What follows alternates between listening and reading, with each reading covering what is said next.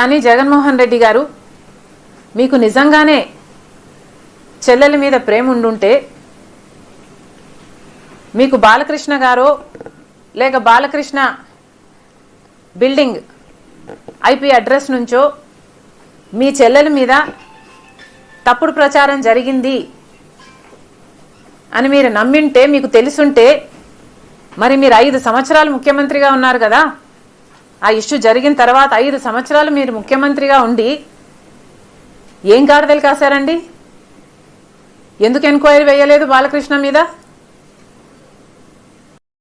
మీరు ఇప్పుడు చెల్లెల మీద ప్రేమ ఉన్నట్టు మీరు మాట్లాడుతున్నారే.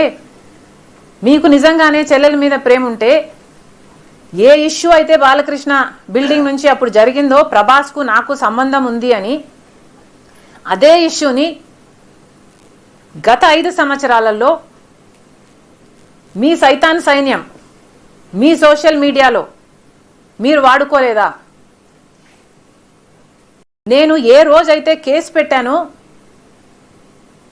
ఇలా జరిగింది, నా మీద తప్పుడు ప్రచారం జరుగుతుంది అని ఏ రోజైతే కేసు పెట్టానో ఆ రోజే నేను ప్రభాస్ అన్న వ్యక్తిని ఇంతవరకు చూడలేదు అని చెప్పాను.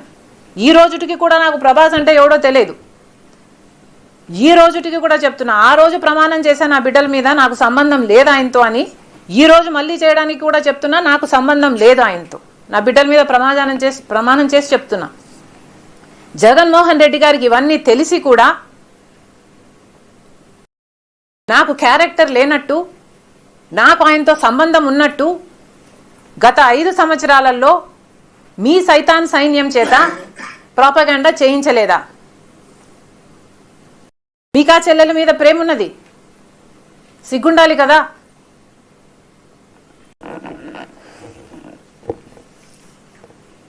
మళ్ళీ నా వీడియోనే ప్లే చేసి మళ్ళీ ఆయనకు మైలేజ్ వచ్చేటట్టు వాడుకుంటున్నారు. అంటే నా వీడియో పనికొస్తుందన్నా మీరు వాడేసుకుంటారు. సో మీరు చెల్లెల్ని వాడేసుకుంటారు, మీరు తల్లి మీద కేసైనా పెడతారు, మీరు నాన్న పేరుని సిబిఐ ఛార్జ్ షీట్లో అయినా చేర్పిస్తారు. మీరు ఏమైనా చేయగలరు, మీకు మీరే సాటిస్ఫై.